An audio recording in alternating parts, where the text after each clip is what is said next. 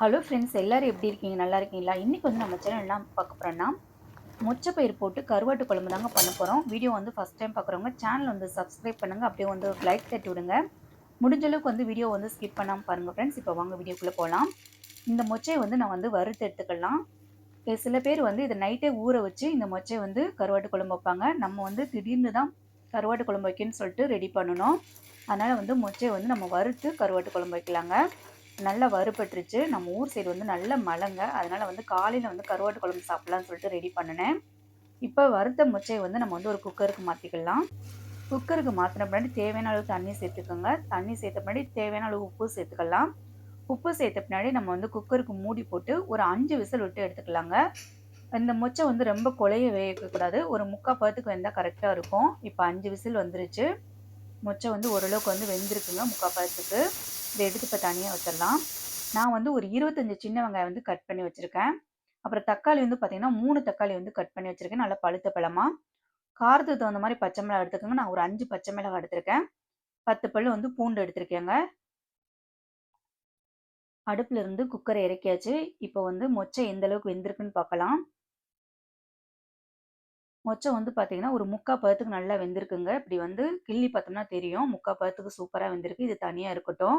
இப்ப கருவாட்டு குழம்பு வைக்கிறதுக்கு வந்து நம்ம வந்து ஃபர்ஸ்ட் வந்து கருவாட வந்து கிளீன் பண்ணணும். இன்னைக்கு வந்து நான் வந்து நெத்திலி கருவாடு தான் எடுத்திருக்கேன். இது வந்து நம்ம கிளீன் பண்ணி எடுத்துட்டு வந்துரலாங்க. இப்போ வந்து இதுக்கு தேவையான புளி ஊற வச்சுக்கலாம். நான் வந்து ஒரு நெல்லிக்காய் சைஸ் புளிய வந்து எடுத்திருக்கேன். இத வந்து ஊற வச்சுக்கலாம். ஒரு 10 நிமிஷம் ஊறினா தான் கரைச்சு எடுக்க கரெக்ட்டா இருக்கும். இப்ப தேவையான தண்ணி ஊத்தி இந்த புளி வந்து ஒரு பக்கம் ஊறட்டுங்க. இப்ப நம்ம வந்து குழம்பு வைக்கிறதுக்கு ரெடி பண்ணிறலாம். குழம்பு வைக்கிறப்ப வந்து பார்த்தீங்கன்னா, எல்லாத்தையும் ரெடி பண்ணி வச்சுட்டோம்னா, நம்ம ஈஸியா வந்து குழம்பு வந்து டக்குன்னு செஞ்சிடலாம். அதனால வந்து நான் எல்லாத்தையும் ரெடி பண்ணிட்டு தான் நான் அடுப்பு பக்கத்திலேயே வருவேன். இப்ப வந்து இந்த கருவாட்டோட மண்டையெல்லாம் கிள்ளி வச்சாச்சு. இன்னும் வந்து ஒரு 4, 5 தடவ வந்து பச்சை தண்ணீல நல்லா அலசிட்டு, அப்புறம் வந்து சுடு தண்ணீல வந்து கருவாட்ட போட்டு எடுக்கணும். அப்பதான் வந்து ஸ்மெல் எதுவும் இல்லாம இருக்கும். இப்ப நம்ம அடுப்பு பத்த வச்சாச்சு. ஒரு கடாயில நல்லெண்ணெய் சேர்த்துக்கலாம். நான் 2 டேபிள் ஸ்பூன் வந்து நல்லெண்ணெய் சேர்த்துருக்கேன். எண்ணெய் நல்லா காஞ்ச பின்னாடி உளுந்து கடுகு சேர்த்துக்கலாம். உளுந்து கடுகு நல்லா பொரிஞ்சிருச்சு. ஒரு 1/4 டீஸ்பூன் வந்து நீங்க வந்து வெந்தயம் சேர்த்துக்கோங்க. வெந்தயமும் வந்து ஓரளவுக்கு நல்லா பொரிஞ்சிருச்சுங்க. இப்ப நம்ம கட் பண்ணி வச்சிருக்க வெங்காயத்த சேர்த்துக்கலாம். வெங்காயம் வந்து நல்லா வதங்கணும். இப்ப நம்ம கட் பண்ண வெங்காயத்த எல்லாத்தையும் சேர்த்துடலாம்.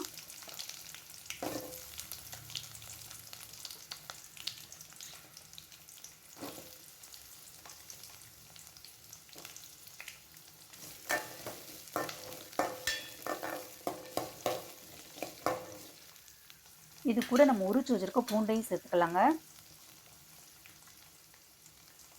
வெங்காயம் பூண்டும் நல்லா வதங்கிருக்கு. நம்ம வந்து கொஞ்சமா வந்து உப்பு சேர்த்துக்கலாம்.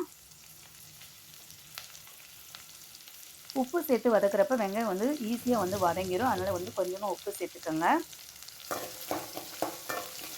இப்ப தாராளமா வந்து கருவேப்பிலை சேர்த்துக்கலாம். நான் 2 கொத்து வந்து கருவேப்பிலை சேர்க்கிறேன்.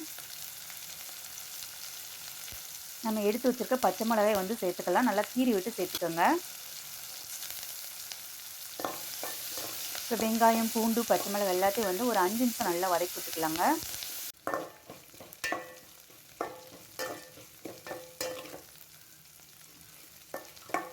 ஓரளவுக்கு வந்து எல்லாமே நல்லா வதங்கிடுச்சு. இப்போ வந்து நம்ம தக்காளி சேர்த்துக்கலாம்.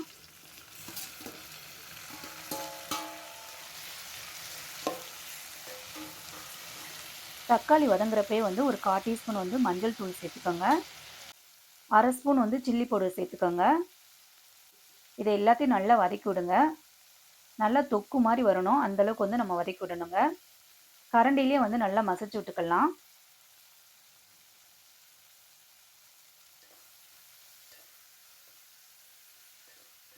இப்போ பாருங்க, கரண்டிலே நல்லா மசிச்சு விட்டுருக்கேன்.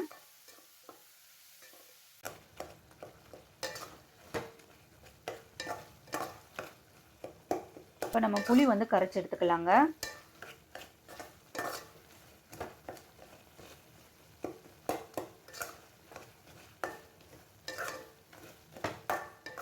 இப்போ வந்து புளி கரைச்சி எடுத்தாச்சு. இதில் வந்து நான் வீட்டு மிளகாய் பொடி சேர்க்குறேன். 1 1/2 டேபிள் ஸ்பூன் வந்து வீட்டு மிளகாய் பொடி சேர்க்குறேன். உங்களுக்கு காரத்துக்கு தகுந்த மாதிரி வீட்டு மிளகாய் பொடி சேர்த்துக்கோங்க. இப்போ எல்லாத்தையும் நல்லா மிக்ஸ் பண்ணி விட்டுக்கலாம் கட்டி இல்லாமல். நல்லா கரைச்சி எடுத்தாச்சு. நான் வந்து கத்திரிக்காய் வந்து சேர்த்து தான் அந்த கருவாட்டு குழம்பு வைக்க போகிறேன். கத்திரிக்காய் வந்து கட் பண்ணி வச்சுருக்கேன். அதையும் சேர்த்துக்கலாம். கத்திரிக்காய் சேர்த்த பின்னாடி நல்லா பெரட்டி விட்டுக்கலாங்க. இந்த மசாலா கூட வந்து கத்திரிக்காய் வந்து நல்லா மிக்ஸ் ஆகணும்.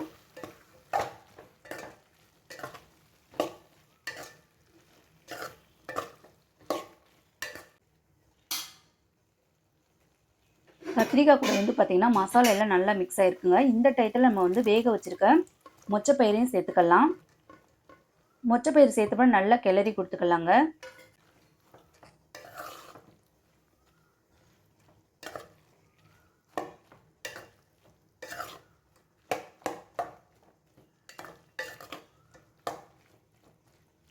இந்த டயத்தில் நம்ம கரைச்சி வச்சுருக்க புளி தண்ணி சேர்த்துக்கலாம். இப்போ குழம்புக்கு தேவையான தண்ணியை சேர்த்துக்கோங்க. தண்ணி சேர்த்த பின்னாடி உப்பு சேர்த்துக்கலாம். உப்பு சேர்த்த பின்னாடி நல்லா கிளறி கொடுத்துக்கலாங்க. புளிப்பு, காரம், உப்பு எல்லாம் கரெக்டாக இருக்கான்னு பார்த்துக்கோங்க. உப்பு சேர்க்குறப்ப பார்த்து சேர்த்துக்கோங்க. நம்ம கருவாடை சேர்க்குறப்ப அதுலேயும் உப்பு இருக்கும். அதனால் வந்து உப்பு வந்து பார்த்து சேர்த்துக்கோங்க. இப்போ எல்லாத்தையும் நல்லா கிளறி கொடுத்தாச்சு. ஒரு மூடி போட்டு ஒரு 5 நிமிஷம் மட்டும் நல்லா குழம்பு கொதிக்க விடலாம். 5 நிமிஷம் ஆயிடுச்சு, ஓப்பன் பண்ணி பார்க்கலாங்க. குழம்பு வந்து சூப்பராக கொதிச்சுக்கிட்டு இருக்கு. கத்திரிக்காய் வந்து பார்த்திங்கன்னா ஒரு அரை பதத்தான் வெந்திருக்கு. இன்னொரு 10 நிமிஷம் வேகணும். கிராமத்து சைட்லாம் பார்த்திங்கன்னா அம்மியில் அரைச்சி தான் குழம்பு வைப்பாங்க. ஆனால் அவசர குழம்புன்னு சொல்லிட்டு கருவாட்டு குழம்பு வைப்பாங்க. இந்த மாதிரி தான் வைப்பாங்க நம்ம பாட்டிலாம். ஆனால் செம்ம டேஸ்ட்டாக இருக்கும். இன்றைக்கி வந்து நான் அரைச்சி வந்து கருவாட்டு குழம்பு வைக்காமல் அப்படியே தக்காளி, வெங்காயம், பச்சை மிளகாலாம் போட்டு வச்சேன். செம்ம டேஸ்ட்டாக இருந்துச்சு. இந்த மழை காலத்துக்கு வந்து இந்த கருவாட்டு குழம்பு ஓரளவுக்கு வந்து குழம்பு வந்து நல்லா வத்திருச்சுங்க.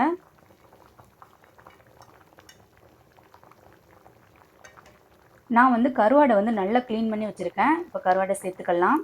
ஒரு 4-5 தடவை வந்து பச்சை தண்ணி நல்லா வாஷ் பண்ணிவிட்டு அப்புறம் வந்து சுடு தண்ணி காய்ச்சி அதுலேயும் வந்து கருவாட்டை போட்டு எடுத்திங்கன்னா கருவாட்டோட ஸ்மெல் வந்து அந்தளவுக்கு இருக்காது.